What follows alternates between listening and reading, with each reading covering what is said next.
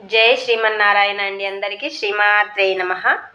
ఈరోజు లలితా సహస్రనామంలోని మనం 37, 38 శ్లోకం చదువుకుందామండి.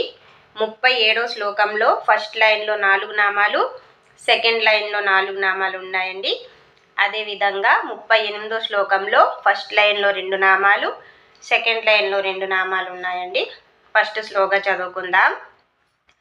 కులాంగన కులాంతస్థా కౌలిని కులయోగిని అకులా సమయాంతస్థా సమయాచార తత్పరా మూలాధారైక నిలయా బ్రహ్మగ్రంథి విభేదిని మణిపూరాంతరుదితా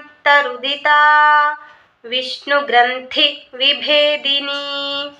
ఇప్పుడు శ్లోకం రూపంలో చదువుదామండి.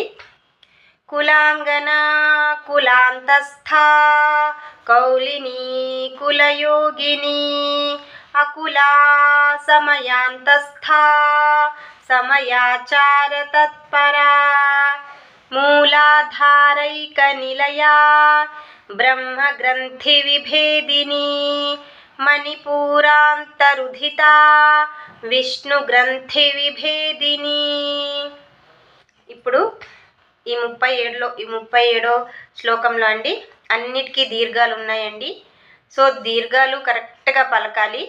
ప్రతి ఒక్క వాడికి దీర్ఘం ఉంది చూసారా, వాడంటే వాడు కాదు, ఆ పదంకి కులాంగన కులాంతస్థా కౌలిని కులయోగిని ఇలాగే ఉందండి.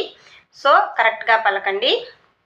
ఇక్కడ కూడా 38లో కూడా మూలాధారైక నిలయా అక్కడ కూడా దీర్ఘం ఉంది. బ్రహ్మగ్రంథి విభేదిని అక్కడ కూడా దీర్ఘం ఉంది.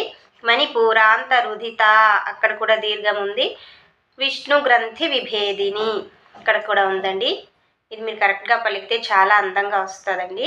ఈ 2 శ్లోకాల్లో మీకు ఏమైనా డౌట్ ఉంటే నాకు కామెంట్లో అడగండి, నేను చెప్తానండి. శ్రీమాత్రే నమః.